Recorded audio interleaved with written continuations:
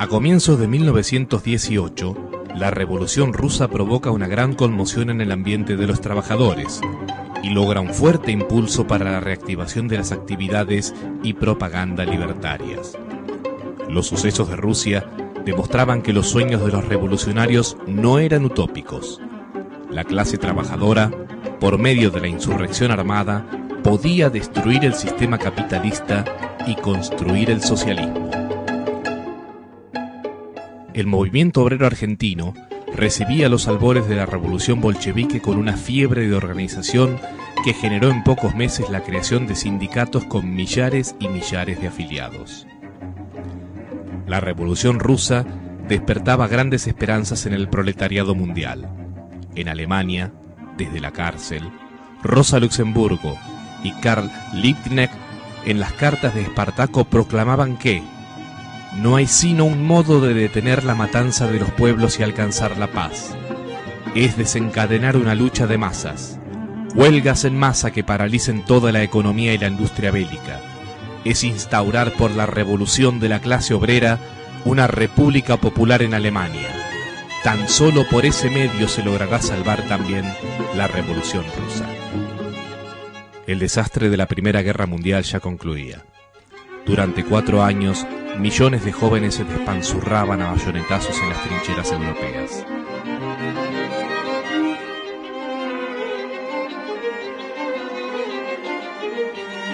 El sentimiento antibélico se había hecho carne en el pueblo alemán. Soldados alemanes confraternizaban con el ejército ruso e izaban banderas rojas. En noviembre de 1918, las principales ciudades alemanas estaban en manos de consejos de fábricas y de soldados. El 9 de noviembre estalla la revolución en Berlín. Ese mismo día abdica el emperador Guillermo II y el último canciller de la monarquía, Max de Baden, nombra canciller al máximo dirigente socialdemócrata, Ebert, que asumido el poder llama a los trabajadores a dar por terminada la revolución. Los espartaquistas se niegan a la disolución de los consejos de fábrica.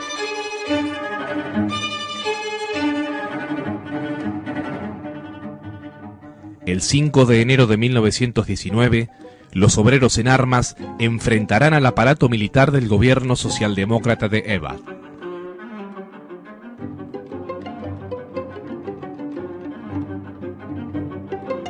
En el estado de Baviera, uno de los más federales de Alemania, el gabinete del socialista independiente Karl Eichner se apoyaba directamente en los consejos de obreros y de soldados. La República de los Consejos de Baviera es proclamada en Múnich el 7 de abril de 1919. El 31 de octubre de 1918 desfilan en Budapest, ante la caída del Imperio Austrohúngaro, 400.000 personas cantando la Marsellesa de los trabajadores.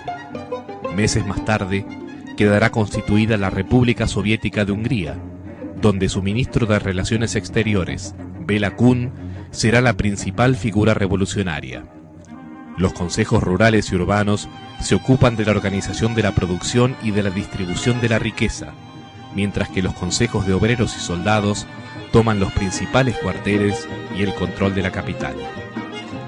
A la repercusión de la Revolución Rusa, la caída de los imperios alemán y austríaco y los movimientos revolucionarios de Hungría, la Liga Espartaquista y la República de Consejos de Baviera, deberá sumarse una intensa agitación del proletariado en Italia, Francia y España.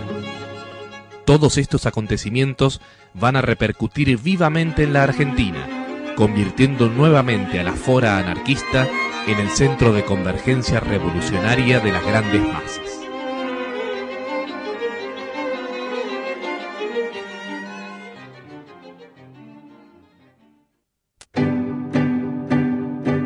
En este contexto histórico y social, enero de 1919 amaneció signado por una huelga sangrienta que dio lugar a la primera insurrección proletaria.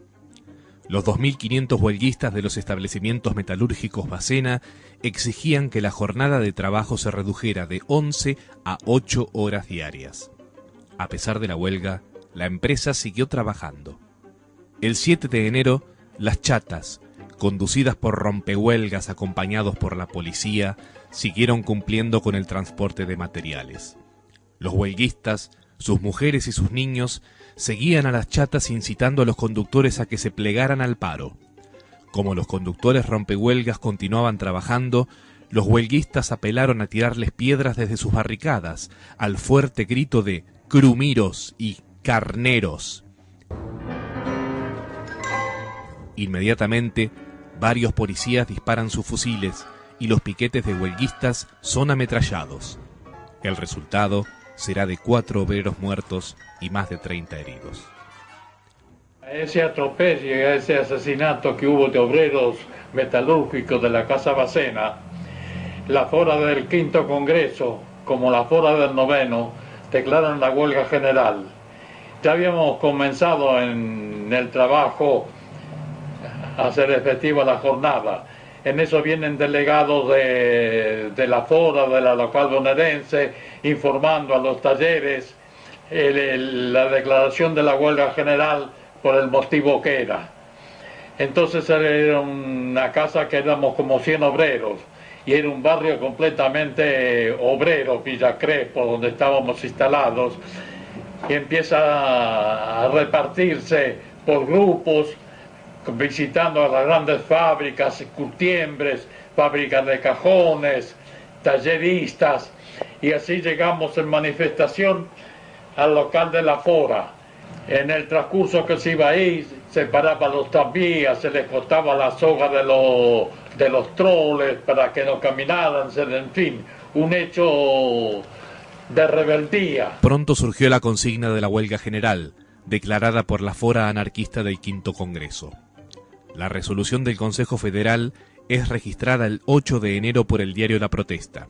Por la noche, la Fora Sindicalista del 10º Congreso resuelve la huelga general, pero solamente por 24 horas. El día 9, ante una ciudad totalmente paralizada, los talleres Bacena son incendiados. Varias armerías son asaltadas, mientras grupos de manifestantes levantan barricadas con carros y tranvías dados vuelta. Hay otra infinidad de tranvías abandonados en el medio de las calles. El auto del jefe de policía es incendiado en San Juan y 24 de noviembre. 200.000 obreros y obreras acompañan el cortejo fúnebre con demostraciones hostiles al gobierno y a la policía.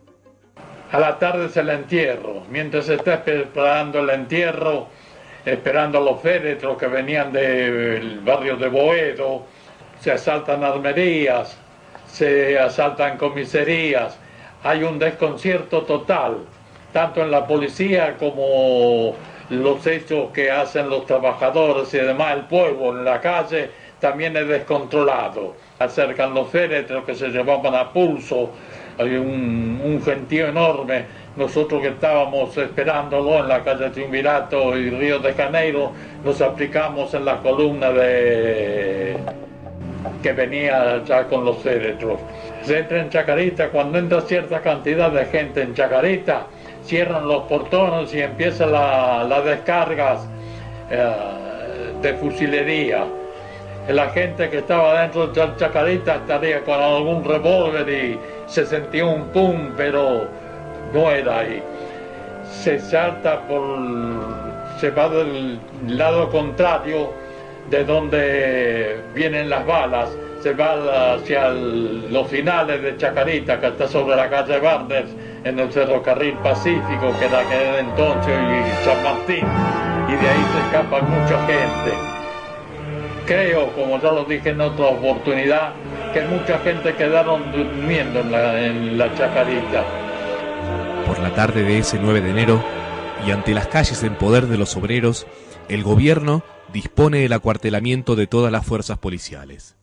El día 10, la capital amanece totalmente paralizada, mientras la huelga se extiende en el interior cada vez más. En su edición, La Protesta publica: «El pueblo está para la revolución. Lo ha demostrado ayer al hacer causa común con los huelguistas de los talleres Bacena. Obreros a luchar, a la revolución, con decisión, a conquistar nuestra emancipación». El trabajo se paralizó en la ciudad y en los barrios suburbanos. Ni un solo proletario traicionó la causa de sus hermanos de dolor. Por la tarde, la imprenta será asaltada por la policía y la Liga Patriótica Argentina. El gobierno de Hipólito Yrigoyen se preparaba para enfrentar esa revolución y nombra comandante general de la capital federal al general Luis de Lepiane. Bajo su dirección se va organizando el mayor aparato represivo desarrollado hasta ese momento. Se distribuyen 30.000 hombres